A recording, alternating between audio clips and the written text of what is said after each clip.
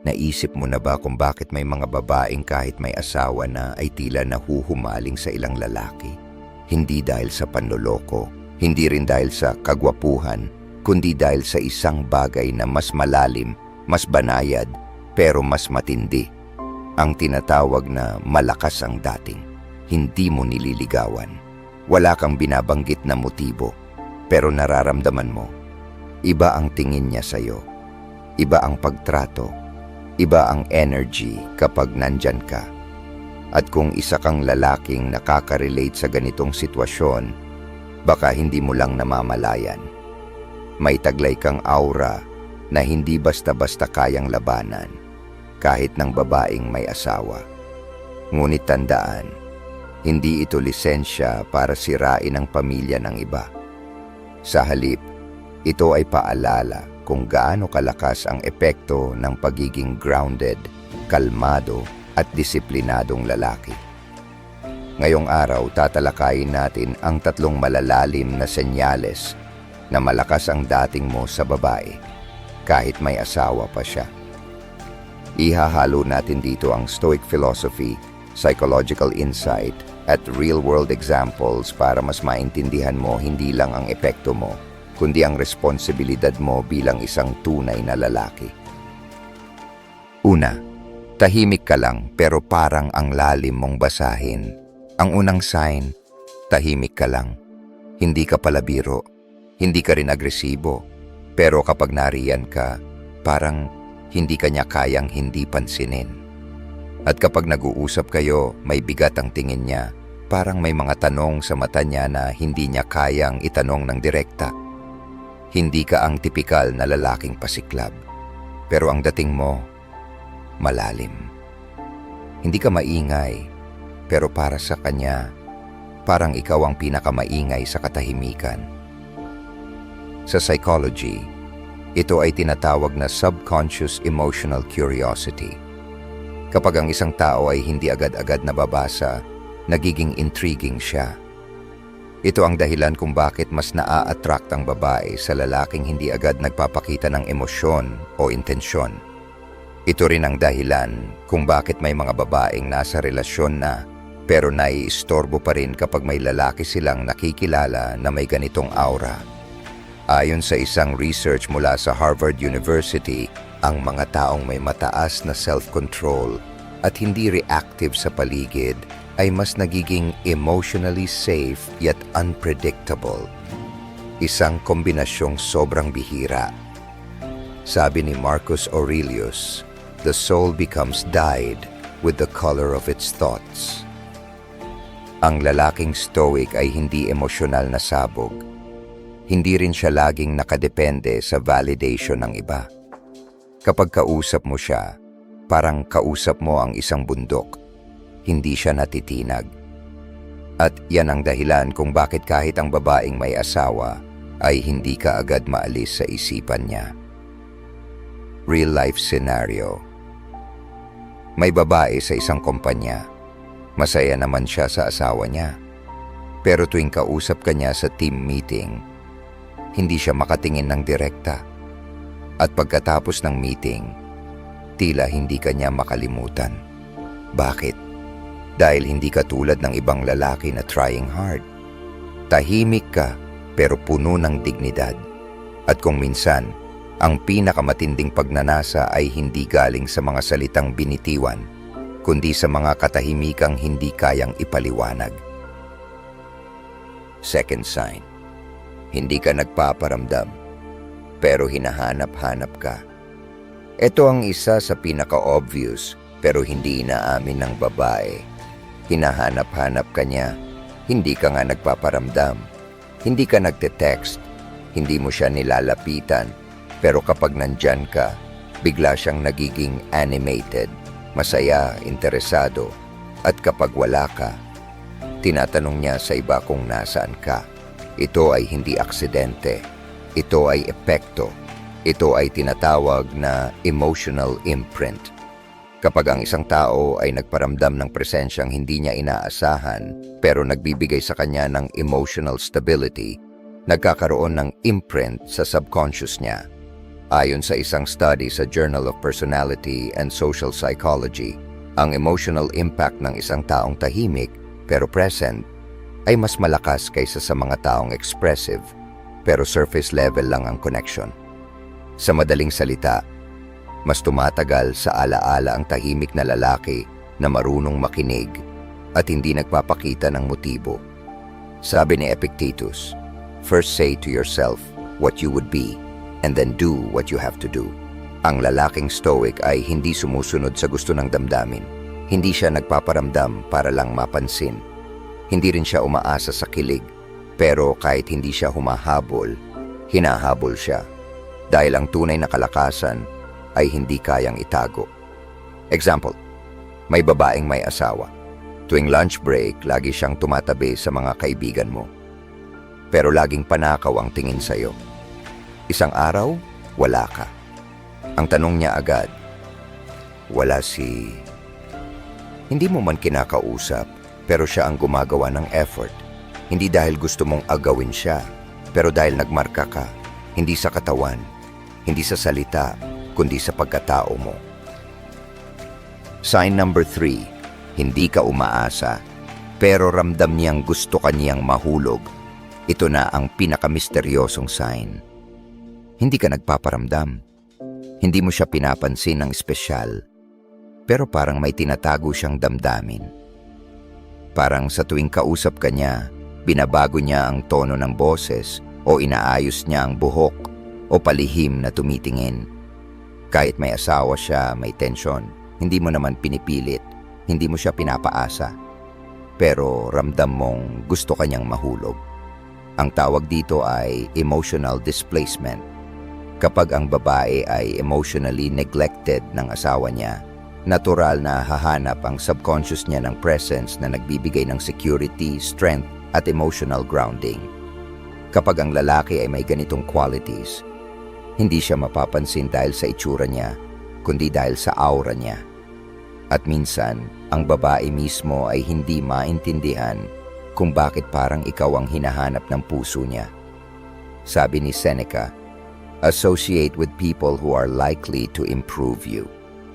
Ang stoic na lalaki ay hindi gumagamit ng kahinaan ng iba para sa pansariling gain. Kung ramdam niyang may emotional attraction ng babae, lalo na kung ito ay may asawa, pinipili niyang maging desente. Hindi dahil mahina siya, kundi dahil marunong siyang pumili ng laban at may respeto siya sa sarili niya. Senaryo, isipin mo to. May asawang babae, hindi masaya sa bahay. Ikaw, isang lalaking stoic, tahimik, kalmado, confident. Naramdaman niyang safe siya sa paligid mo, na kahit hindi ka nagpaparamdam ng motibo, ikaw ang nagiging sandalan niya. Hindi dahil gusto mo siya, kundi dahil ikaw ay isang lalaki na matatag. At kung ikaw ay may disiplina, pipiliin mong huwag patulan ng tukso kahit kayang-kaya mong gawin. May tanong ako, bakit kakaiba ang lakas mo? Hindi mo kailangan magbuhat ng upuan mo. Hindi mo kailangan ng brand name. Ang lakas mo ay hindi galing sa labas. Ito ay galing sa loob. Dahil marunong kang mag-obserba, hindi mag-react. Hindi ka nagpapakita ng motibo, pero ikaw ang iniisip niya sa gabi. Hindi mo siya pinaparamdam na kailangan mo siya, pero nararamdaman niyang kailangan kanyang makilala. Ilan lang yan sa mga senyales ng isang stoic alpha. Isang lalaking hindi marahas, hindi maangas, pero buo at may paninindigan. Stoic challenge. Ano ang gagawin mo kapag ramdam mong gusto ka ng may asawa? Ito na ang pinakamahalagang bahagi ng video na ito. Bilang isang lalaking malakas ang dating, ano ang gagawin mo?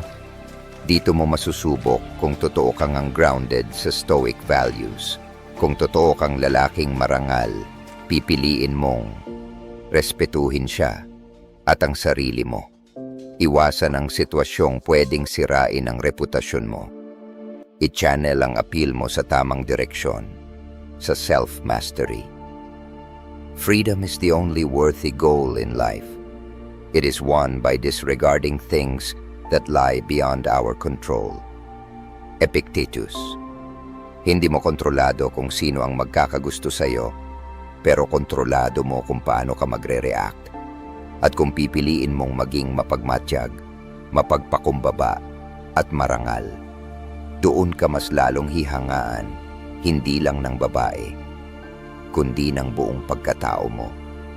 Ka-stoic, ano ang tunay na lakas? Kaibigan, kung nararanasan mong may mga babaeng tila naa-attract sa'yo kahit hindi mo sila nilalapitan, tandaan mo ito. Hindi mo kailangang i-down ang sarili mo, pero huwag mo ring gamitin ang kapangyarihang ito sa kasamaan. Ang tunay na stoic na lalaki, tahimik pero matatag, marespeto kahit may opportunity, at higit sa lahat, disente kahit may tukso. Kung may ganito kang karanasan, comment mo sa baba. Kung gusto mo pa ng videos na lalim ang baon, psychology, stoicism at tunay na masculinity, subscribe ka na. Salamat sa panonood, ka-stoic.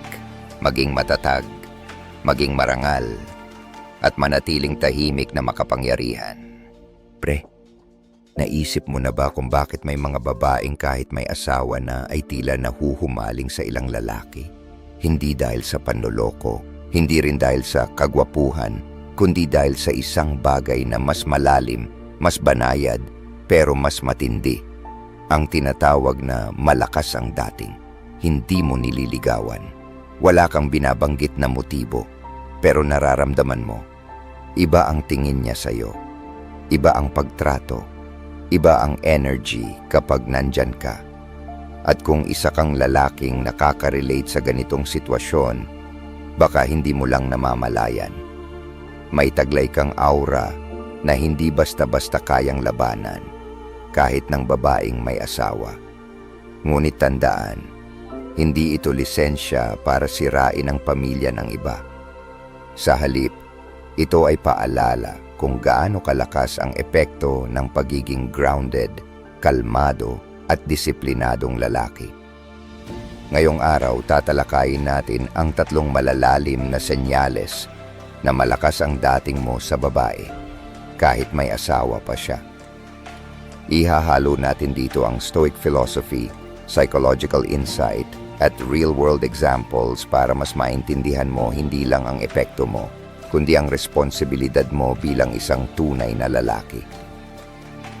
Una, tahimik ka lang pero parang ang lalim mong basahin. Ang unang sign, tahimik ka lang. Hindi ka palabiro, hindi ka rin agresibo, pero kapag nariyan ka, parang hindi ka niya kayang hindi pansinin. At kapag nag-uusap kayo, may bigat ang tingin niya, parang may mga tanong sa mata niya na hindi niya kayang itanong ng direkta. Hindi ka ang tipikal na lalaking pasiklab, pero ang dating mo, malalim. Hindi ka maingay, pero para sa kanya, parang ikaw ang pinakamaingay sa katahimikan. Sa psychology, ito ay tinatawag na subconscious emotional curiosity. Kapag ang isang tao ay hindi agad-agad nababasa, nagiging intriguing siya.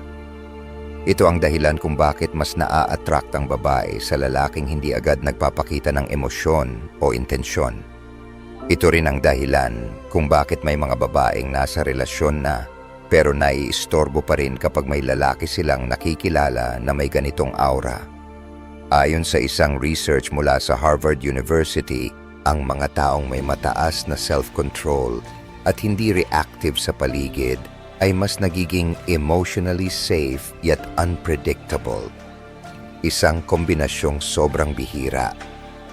Sabi ni Marcus Aurelius, the soul becomes dyed with the color of its thoughts. Ang lalaking stoic ay hindi emosyonal na sabog. Hindi rin siya laging nakadepende sa validation ng iba. Kapag kausap mo siya, parang kausap mo ang isang bundok. Hindi siya natitinag. At yan ang dahilan kung bakit kahit ang babaeng may asawa ay hindi ka agad maalis sa isipan niya. Real life scenario. May babae sa isang kumpanya. Masaya naman siya sa asawa niya. Pero tuwing kausap ka niya sa team meeting, hindi siya makatingin ng direkta. At pagkatapos ng meeting, tila hindi ka niya makalimutan. Bakit? Dahil hindi ka tulad ng ibang lalaki na trying hard. Tahimik ka pero puno ng dignidad. At kung minsan, ang pinakamatinding pagnanasa ay hindi galing sa mga salitang binitiwan, kundi sa mga katahimikang hindi kayang ipaliwanag. Second sign, hindi ka nagpaparamdam, pero hinahanap-hanap ka. Ito ang isa sa pinaka-obvious pero hindi inaamin ng babae. Hinahanap-hanap ka niya, hindi ka nga nagpaparamdam, hindi ka nagte-text, hindi mo siya nilalapitan, pero kapag nandyan ka, bigla siyang nagiging animated, masaya, interesado, at kapag wala ka, tinatanong niya sa iba kung nasaan ka. Ito ay hindi aksidente. Ito ay epekto. Ito ay tinatawag na emotional imprint. Kapag ang isang tao ay nagparamdam ng presensyang hindi niya inaasahan, pero nagbibigay sa kanya ng emotional stability, nagkakaroon ng imprint sa subconscious niya. Ayon sa isang study sa Journal of Personality and Social Psychology, ang emotional impact ng isang taong tahimik pero present ay mas malakas kaysa sa mga taong expressive pero surface level lang ang connection.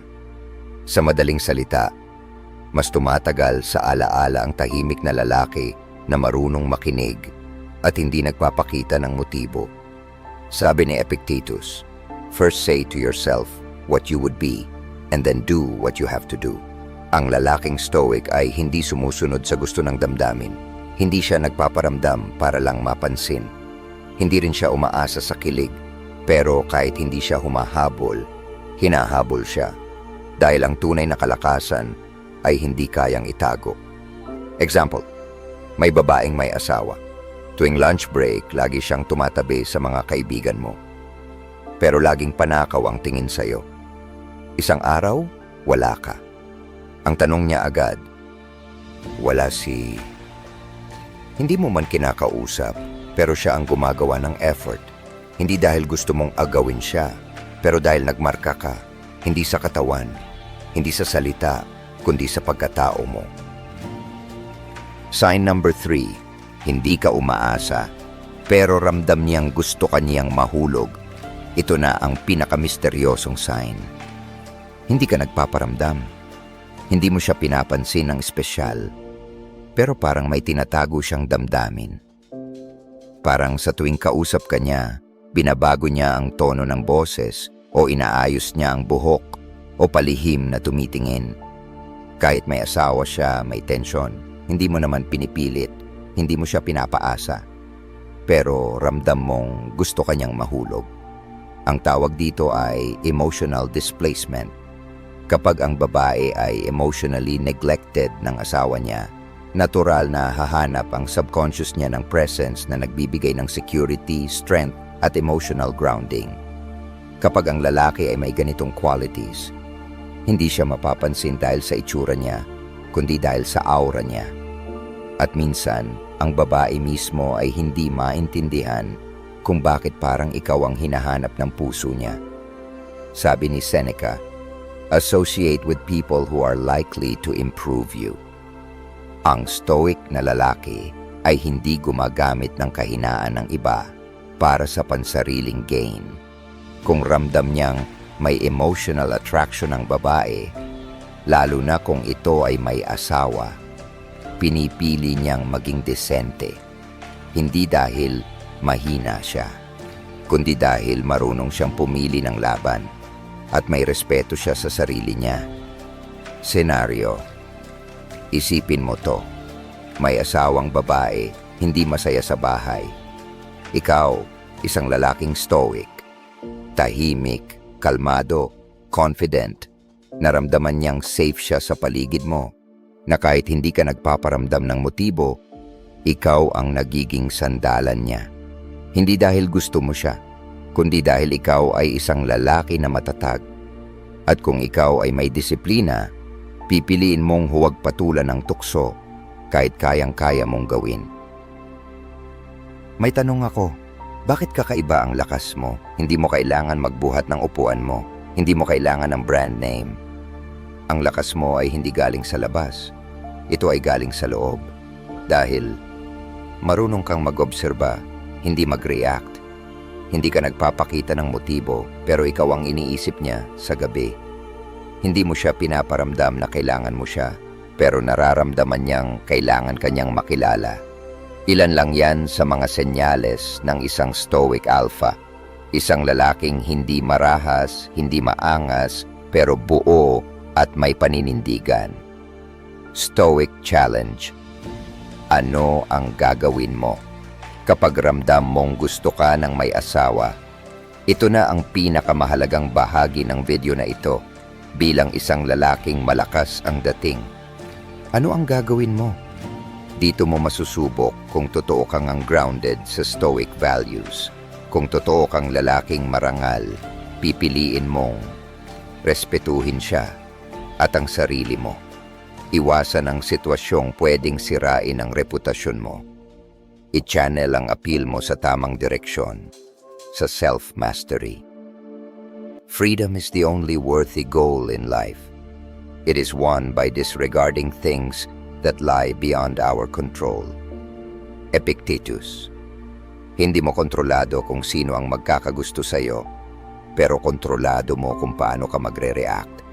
At kung pipiliin mong maging mapagmatyag, mapagpakumbaba, at marangal, doon ka mas lalong hihangaan, hindi lang ng babae, kundi ng buong pagkatao mo.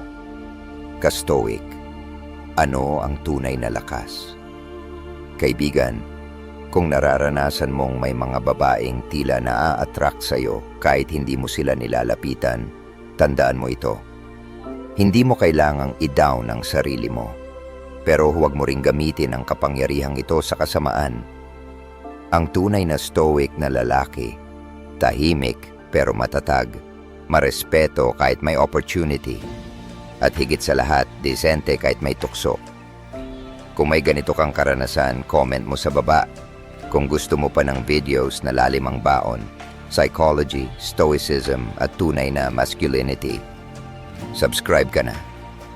Salamat sa panonood, ka-stoic. Maging matatag, maging marangal, at manatiling tahimik na makapangyarihan.